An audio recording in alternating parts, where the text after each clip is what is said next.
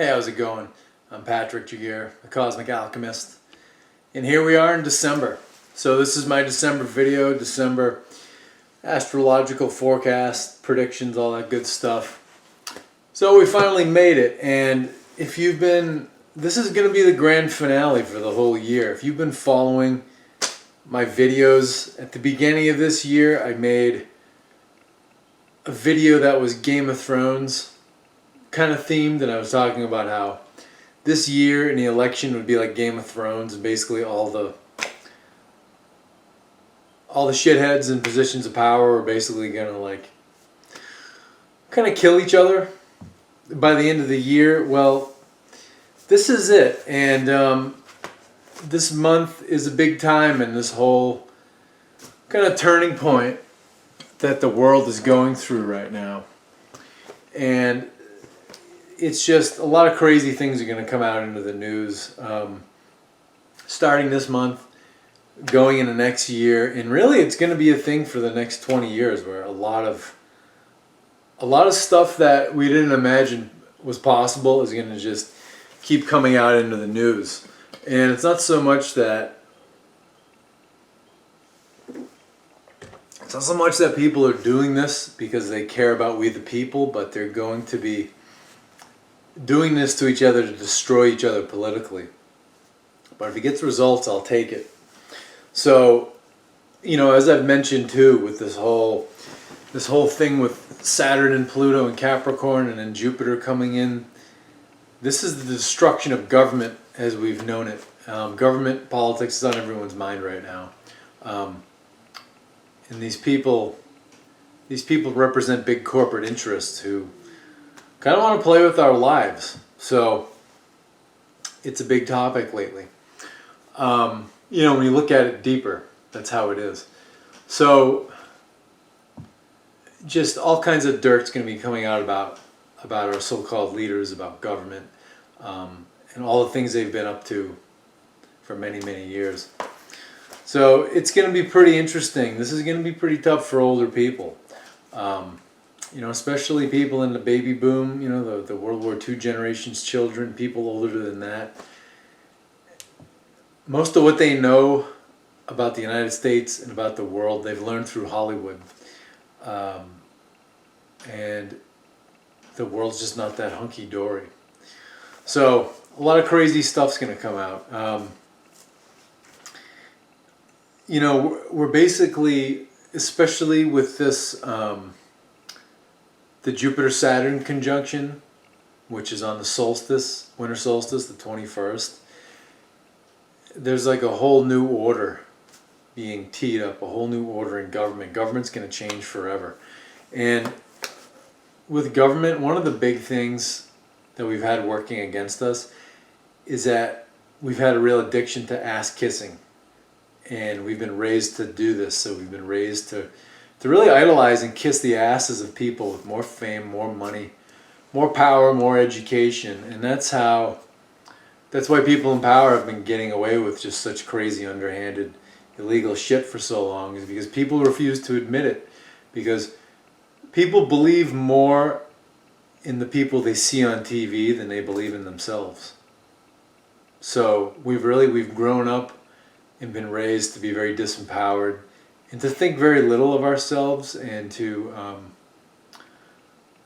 put other people on pedestals. And like I always say, when you put someone else on a pedestal, you lower yourself. So we need to be broken of this habit, and God, the universe, life is going to break us of this habit, and it's going to be uncomfortable for a lot of people. I personally can't wait, and a lot of younger people can't wait. I've got a brother that's a lot younger, and his generation, they know that the news brainwashes everyone, and they know that really the whole political and government thing is a big show, and it's not really real. So you know, that demographic, a lot of them are really ready for this, so I'm pretty excited. So, you know, get ready to learn things that could be very disturbing to you.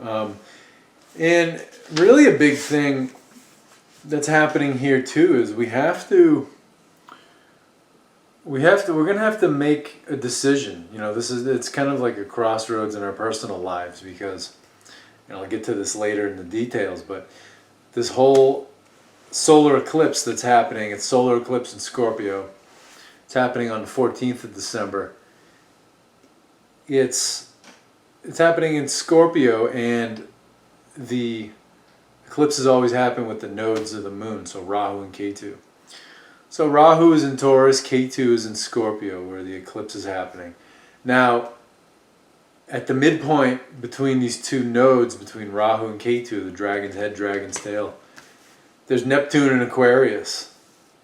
So Neptune it's in a square to both. It's 4 signs away from both. So and even by degrees it's at the midpoint, because Neptune is at 24 degrees of Aquarius, and then Rahu and Ketu are both at 25 degrees of Taurus and Scorpio, respectively.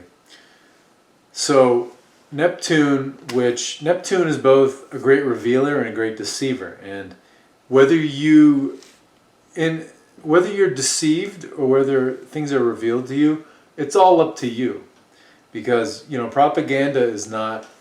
It's even Joseph Goebbels, who was the head Nazi for propaganda minister. He said, propaganda is not you being lied to, it's an opportunity for you to lie to yourself. So one thing this eclipse is going to be about is, do we want to keep lying to ourselves, or do we want to keep moving forward and evolve and really face up to the facts in the world and in our own lives? So it's all up to us. So basically, again, that Neptune, which is either the revealer or the deceiver, is midpoint to the degree between those two. So Rahu is how we move forward into our evolution. It's our present life karma that things we're here to learn about and experience and master and embrace. And K2 is where we came from in past lives. It's a comfort zone. It's just old familiar things that we've been through a million times. So even as a group, as a country, as a world, and in our own lives, we're faced with the decision of, do we want to deceive ourselves and just keep going back to the same old things that we already know, or do we want to move forward? Do we want to reveal the truth to ourselves and move forward? So, in circling back to the whole government and political thing, if your answer to these trying times is to just kind of close your eyes and bury your head in the sand and just be all about your political party, or all about the candidate you voted for, and not see the bigger picture, then you're deceiving yourself, because all that's breaking down. So very interesting times. As far as the off-the-cuff predictions here, before we get into the specifics, and you don't want to stick around for my whole dissertation of the month, I'll just throw some of those out and you can get out of here. The big one, I'm going to make a separate video about this too. I've been working on it and I haven't done it the way I wanted to. December 3rd, 2020, I see some kind of I'm thinking it would most likely be a cyber attack, but God only knows. The reason for that is that the transiting Mars in Pisces, which will be at 23 degrees of Pisces, is going to perfectly conjunct the natal Rahu of the Communist China, People's Republic of China, right at 23 degrees and 33 minutes of Pisces. So I think this situation, to me, is almost like a Pearl Harbor 2.0, because we haven't had a Mars come out of retrograde in Pisces since 1941, and it was in November of 1941, before the Pearl Harbor attack. Now, before the Pearl Harbor attack, so Pearl Harbor was December 7th, 1941. 4 days before that, on the 3rd of December 1941, you had a full moon. And it was a full moon in Taurus. So it was in the 6th house of the United States. So you fast forward to 2020, December 3rd, we're going to have this Mars and conjuncting China's natal Rahu. But 4 days before that, November 30th, 2020, we had not only a full moon in Taurus, which is the 6th house of the United States, which deals with enemies and conflicts, but it's also a lunar eclipse. So in my opinion, it's almost even more powerful than, has potential to be even more powerful than Pearl Harbor, and the implications are more wider reaching. Yeah, I can't say whether this is going to materialize, but it's just it's an interesting sort of turn of events where for the first time in 79 years we have Mars come out of retrograde in Pisces, and on top of that you get this full moon in Taurus in the 6th house of the United States dealing with enemies and conflicts. So pretty interesting, but it's just interesting how Pearl Harbor in 1941 happened 4 days after that full moon in Taurus, and then here in 2020, 4 days after that full moon in Taurus, you have Mars, transiting Mars, conjuncting with Communist China's natal Rahu. And when you get Rahu and Mars in conjunction, it's a strong indicator for like criminal activity, criminal things done in secret, sort of violence done in a sneaky way. And what further leads me to this is that Pisces is the 3rd house of Communist China. So Pisces in the 3rd house, you're dealing in the 3rd house with communications, media, and computer technology. Now Pisces for the United States is in the 4th house of the homeland, and it's the seat of the soul. It's the house of security. You know, your country, your homeland, your physical home. So, when I put these together, happening in the 3rd house with China, it's like media and computer technologies and communications could be used to deliver an attack to the American home, home country, homeland, the whole bit. And Pisces is the original ruler of the 12th house. So Pisces and the 12th house deal with things done in secret, losses, secret dealings, conspiracies, just things done in the dark. So it's pretty interesting. I'll do a full video on that. But yeah, so this December 3rd, this is the first, for me, notable day of the month. So we're going to see what happens here. Also on that day in the ascendant of the United States, you got Pluto at 29 degrees Sagittarius. Sagittarius is the ascendant sign of the U.S. So 29 degrees is the miracle degree. It's like infinite potential energy. So, and Pluto is the god of the underworld.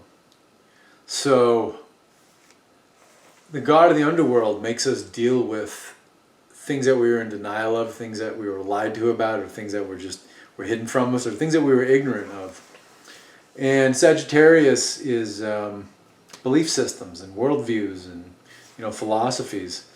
So this Pluto being at 29 degrees of Sagittarius, it has this potential, this unlimited potential energy, because 29 and 0 degrees are the miracle degrees. So Pluto has this unlimited potential energy to dig down. And again, Pluto digs into deep things that were hidden. And it can show us really deep things about our belief systems that were just not true, that we were taught falsely about, or we were in denial of, or we were just clueless about. So, it's pretty interesting. Also, well, last thing I'll say is that, with all this going on, we have, Rahu will be in the 6th house of the United States too, because it's Taurus. So, Rahu is the trickster, and Rahu does sneaky things to teach us lessons so that we'll evolve. And then, right across in the 12th house, which is Scorpio for the United States, you've got K2, Sun and Mercury. So K2 is all about, losses. And in Scorpio, the sign they're in the 12th house, is sudden ups and downs and transformations. So having Sun and Mercury in there, it's basically, it's like the media and our leadership can suffer and cause losses. And K2 cuts things away, so it's pretty interesting. I'll get more into this in another video. So we move forward. We're getting into December the 11th. And the big thing on this day is Venus and Scorpio. So, Venus and Scorpio, it's one of the trickiest places for Venus. So Venus is going to be at 0 degrees. The transit's in the Scorpio. And, Venus and Scorpio can be, Venus is friendship, social activity, love, romance. So Venus and Scorpio can be very, extremely loyal, almost to the point of possessiveness, overprotectiveness. But it has like a lot of potential for heartbreak because it doesn't see things clearly. And since Scorpio is the sign of the sudden ups and downs that get you to transform and evolve, really crazy things can happen. Venus and Scorpio is kind of like, it's people who like impulsively like fall like deeply in love with someone before they even know who they are. It's like the energy of like, sleeping with someone on the first date. It's just like, and then expecting a lifelong relationship. A stable, functional, lifelong, meaningful relationship out of sleeping with someone on the first date. So it's like, if you're gonna do that, we'll do that, but don't really expect anything. But this Venus and Scorpio energy is like thinking that that's really going to be productive. So it's kind of about like fooling ourselves so we can learn a hard lesson about what we pledged ourselves to. And then again, since I'm American, I look at this from the point of view of the United States. Scorpio is the 12th house of the United States, of losses and secret activities and conspiracies and secret things. So it's almost about how we suffer losses because we get romanced by, especially people in power who are trying to butter themselves up to us and get us to be their friends.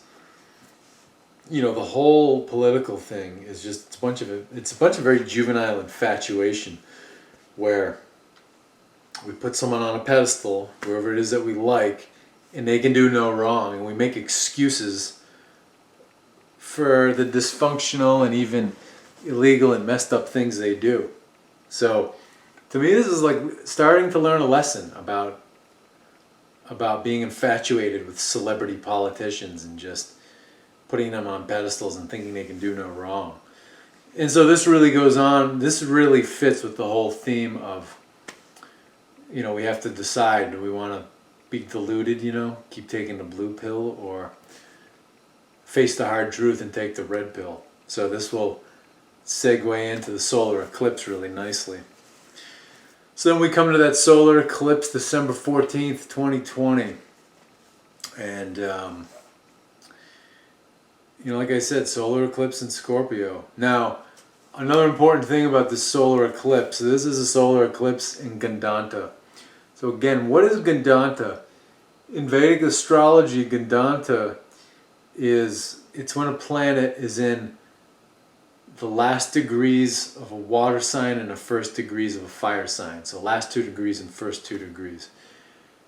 So when you make this it works with retrogrades too. So when you make this change, this transit from water sign to fire sign, or fire to water, you get this like, when you heat water, it turns into steam and it creates pressure.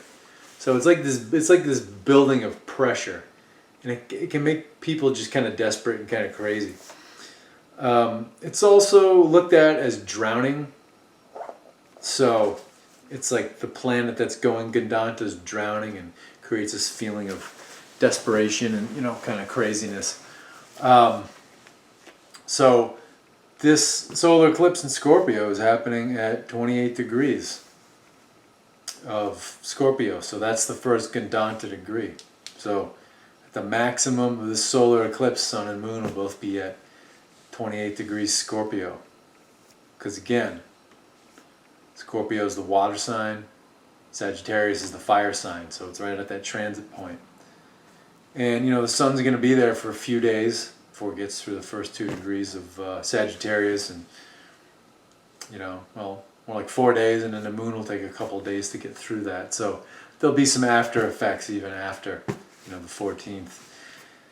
So, and the thing with eclipses again, so eclipses are, it's the darkening of a luminary, whether it's the moon or the sun. It's when the sun or the moon go dark. So, you know, as we know, light, as we usually acknowledge, light, it sheds the light on things, it illuminates things, it helps us see things more clearly. But what's kind of acknowledged lesser is that light can blind you. Light can blind you from, it can make you see some things and make you be blind to other things. So if you're on a stage and there's a spotlight in your face, you can't see what's behind that spotlight. You can kind of see, you know, the first couple rows in the audience, but beyond that, you're pretty blind. So, and this happens to us, you know, when we don't acknowledge the way we really feel, and we tell ourselves that we have to be super sunny and super smiley all the time so people won't think we're crazy or a weirdo or whatever. We blind ourselves to our own feelings. So these eclipses come around, they show us things that were in the dark.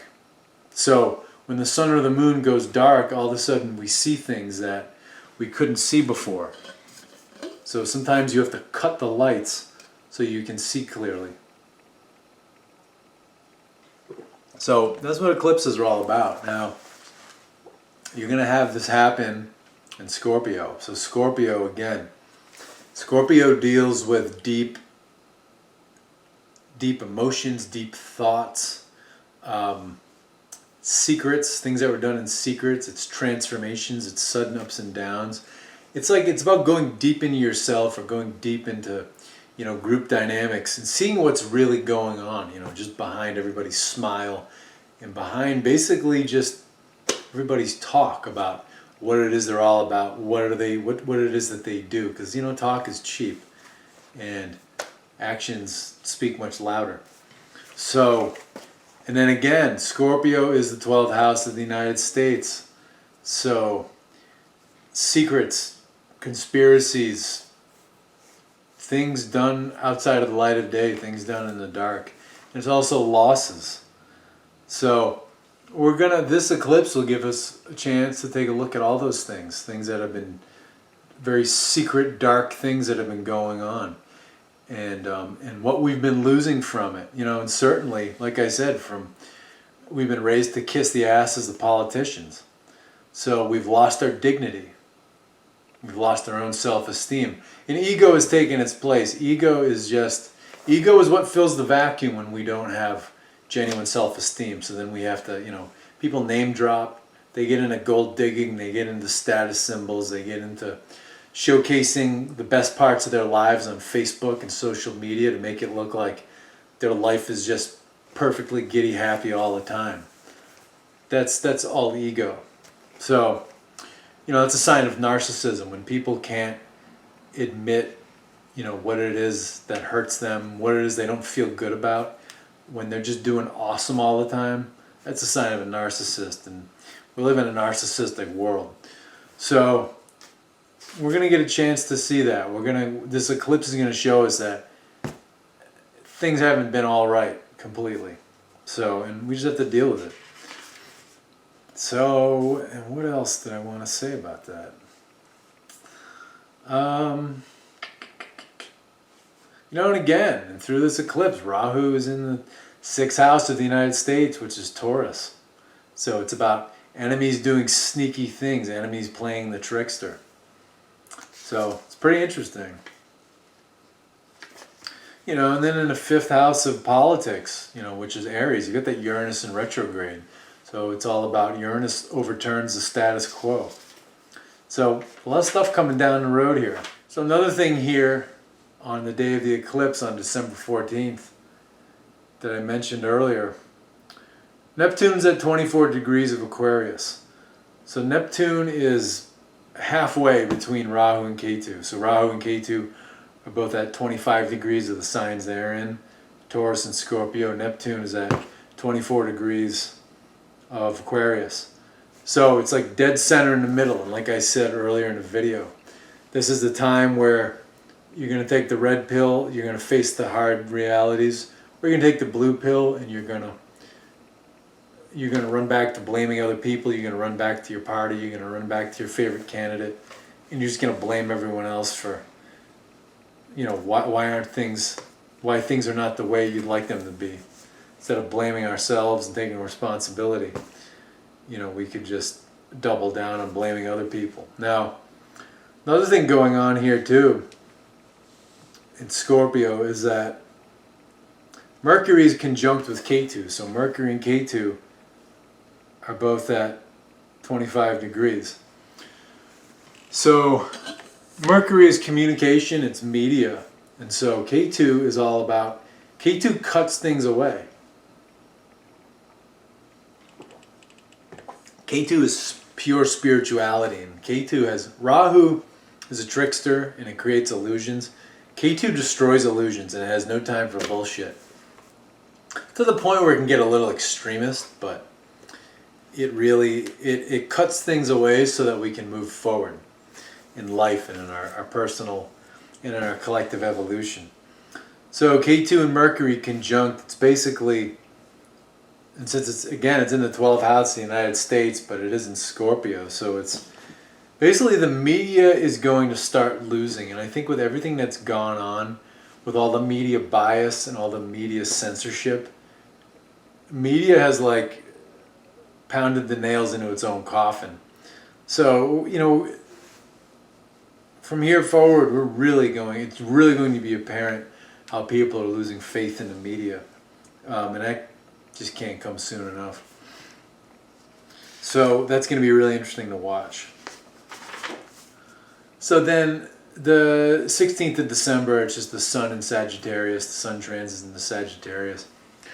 Basically, that's all about, Sagittarius. It's one of the night constellations that you see at night. And in the northern hemisphere here, it's in the winter. So nighttime, winter, it's about, you go indoors, you kind of draw in. It's about introspection and, really seeing what's going on inside of you. So sun comes into Sagittarius, we get a chance to really examine our beliefs, our philosophies, and our worldviews. Not everybody's going to take that opportunity, but, it's there for us. And then the next day, the 17th, Mercury goes into Sagittarius. Mercury's communication is the intellect, it's media. So, same kind of thing. We're getting the chance to kind of review our thinking. And then we get to the 18th of December, so the very next day, Mars goes back into Gandanta for the fourth time this year. So Mars is fourth Gandanta. So that means that Mars is going to 28 degrees of Pisces. So again, Gandanta, it's going from a water sign to a fire sign. So Pisces being the water sign, Aries being the fire sign. So this, again, especially being Mars is it's our builder energy, our warrior energy. It's violence, vitality, energy, volatility. I think at this point we're going to see some, I think we could see the peaceful protesting again, the Antifa, BLM stuff, with the, we're going to see the looting, the violence, all that stuff kind of potentially coming up again. The 30 days straight of protesting. And actually, on that subject, I see protesting going on into February. through January into February, maybe into March. And on that thought, you have to ask yourself, who can afford to protest for 90 days? And hopefully we're going to see something about how, big banks have been funneling money into this, and, Chinese intelligence, even CIA has been backing all this, because there's a lot of coordination with these riots. It's not just organic. It's not just the outrage of the people. Especially these Antifa videos, if you watch it, the coordinators have some sophisticated communications gear, and they're keeping tabs on everything. So it's basically an intelligence operation. These so-called peaceful protests, and really they're being funded by corporate communists. China's basically the Fortune 500's model for the world. They want every government to be like that. It uses a socialist management system to make people think they live in a socialist country, but that socialist management system isolates basically the corporate fascist government from the people. So China is all about business. It's all about corporate power, but it's nominally communist, and communism's always been this way. It's always been backed by banks and big business interests. So yeah, that's the deal with Mars. Anyway, Mars and Gandanta.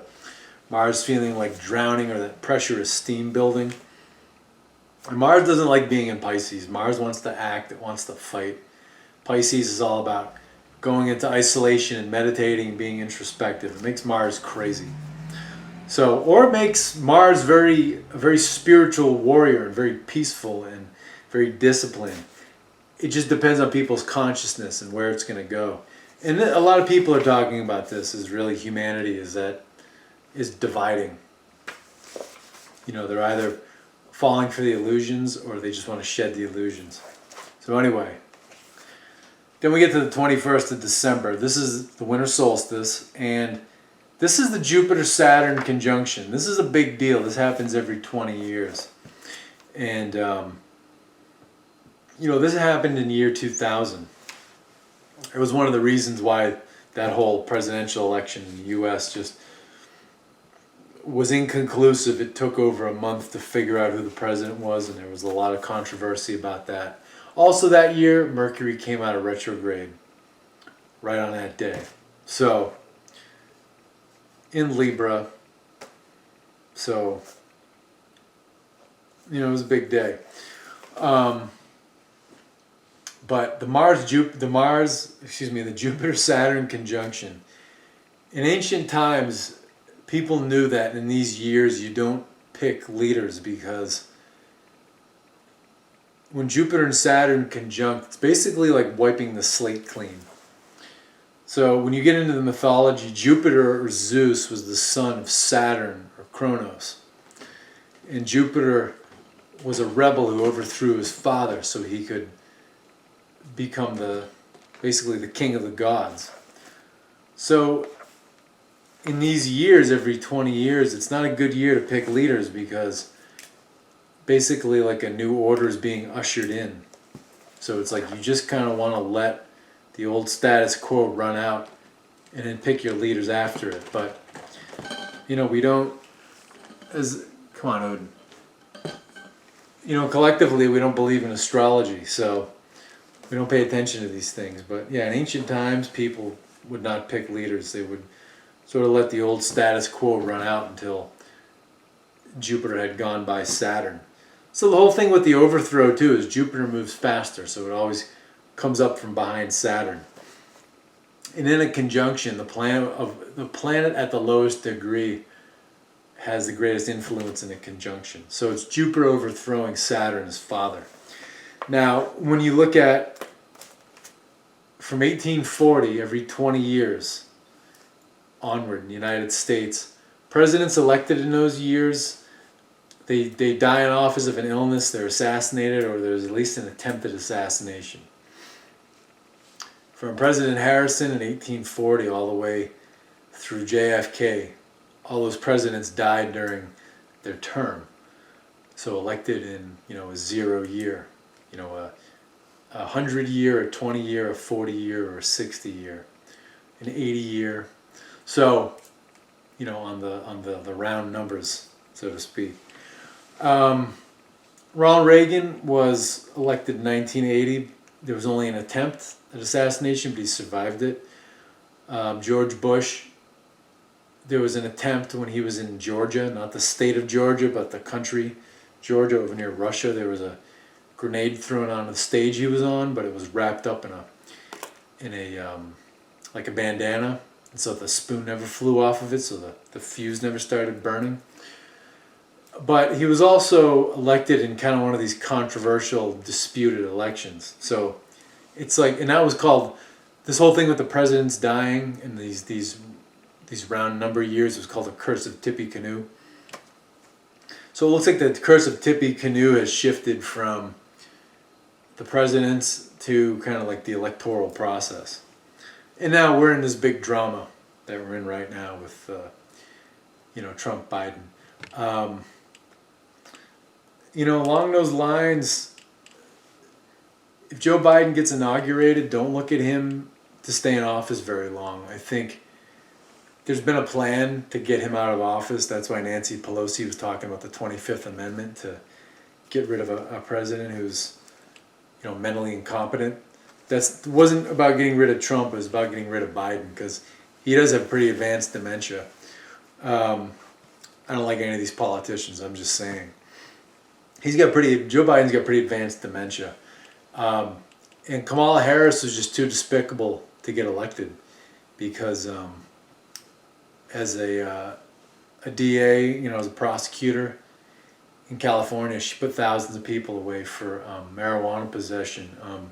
She did this heavy to the black community, and she's got a reputation, so she's kind of despicable.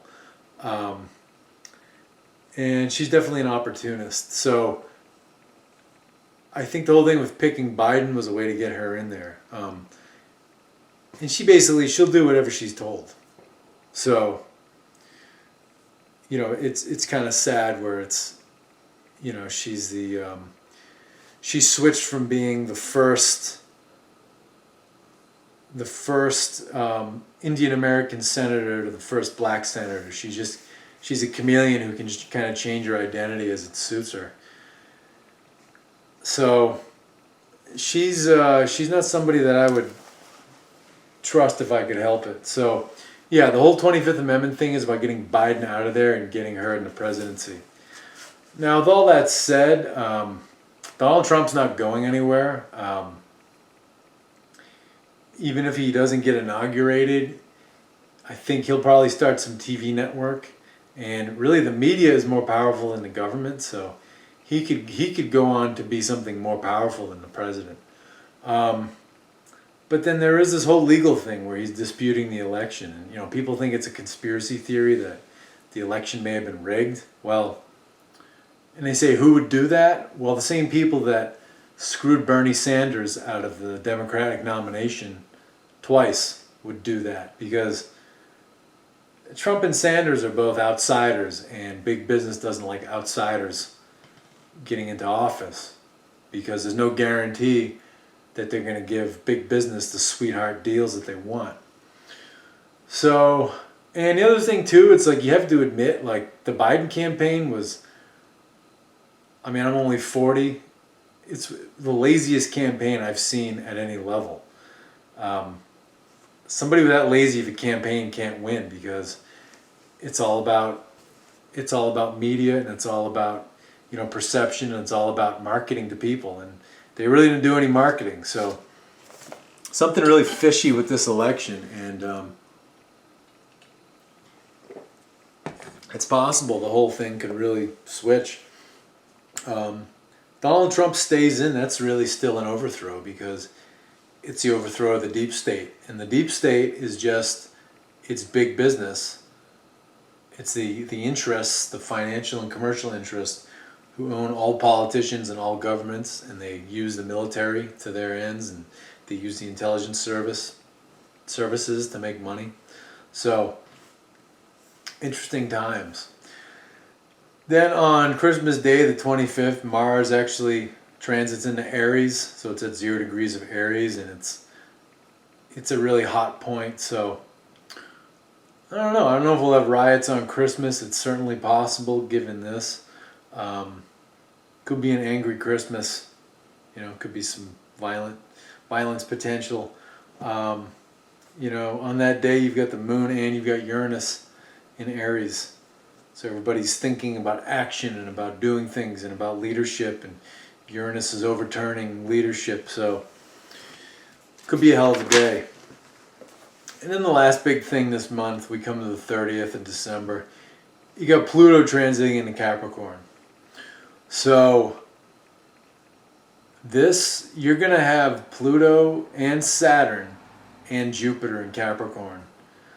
So Capricorn's a sign of government. So this is really going to start accelerating the long-needed and long-awaited collapse of government, and especially our perception of government. Politics it's like a new religion. Especially people they're intellectual and they're atheist and they don't believe in spirituality or religion. Well, politics has become one of their religions. So Pluto is going to help break all that down. So Capricorn is a sign of government and authority and hierarchy. So Saturn is already there, and Saturn is there to do a house cleaning because Saturn's home is Capricorn. So Saturn's going to do a house cleaning, and Saturn comes in and it's like Saturn makes you do things to the letter of the law. Saturn is the judge and the enforcer. So it's like, no bullshit, can't do this. Saturn's all about restriction too. So it's really restricting what government can do. Pluto's going to come in and show us all the dirt that government has been up to for many, many years. Pluto takes 240 years to go around. And this is actually Pluto coming to Capricorn is a Pluto return for the United States because it takes about 240 some years to make a full orbit. So full transit. So Pluto has like this backdated a whole library of dirt that it has to show us.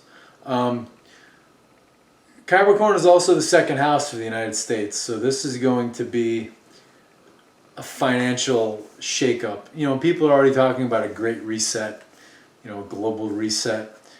Well, this is going to be especially intense in the United States, especially when Jupiter leaves Capricorn. That is, I think, April, May. Let me take a look. Yeah, so it's April 5th, 2021. Jupiter is going to transit into Aquarius. So, as far as that financial reset goes, once Jupiter leaves Capricorn, because Jupiter brings optimism and Jupiter's like a bestower of gifts and luck and wealth. Once Jupiter leaves Capricorn, then the whole reset dynamic really kicks in, especially with Saturn and Pluto there. It's like the wrecking crew is here to rearrange things. So, yeah, past April into the second half of 2021, I think we're going to see... I think the economy is going to be volatile for the rest of 2020. For the first few months of 2021, it'll be volatile and it's going to make some big gains. But yeah, after April, it's going to start taking some downturns, and that could be for a while. It could be some depression type conditions. So, and all this talk about this Green New Deal and all that, that has been in preparation. People have been, forecasting this.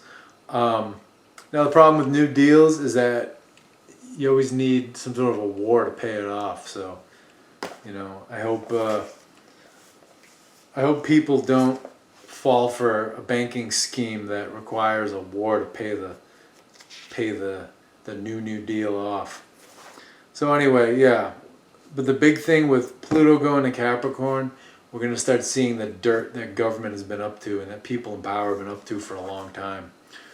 So I'm going to leave it at that. Keep this under an hour. Thanks for tuning in today. If you want to see how these times affect you specifically, I highly recommend a Vedic astrology reading with me. We can really get into that, see where the transiting planets are in your chart.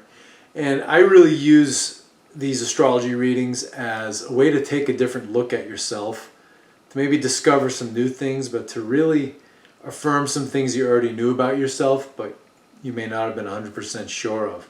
I also do rune readings. It's a great way to get a nice mind map to see, where things are open in your mind, where you're open-minded, where you're more closed-minded, where you need to open things back up and, kind of open the blockages.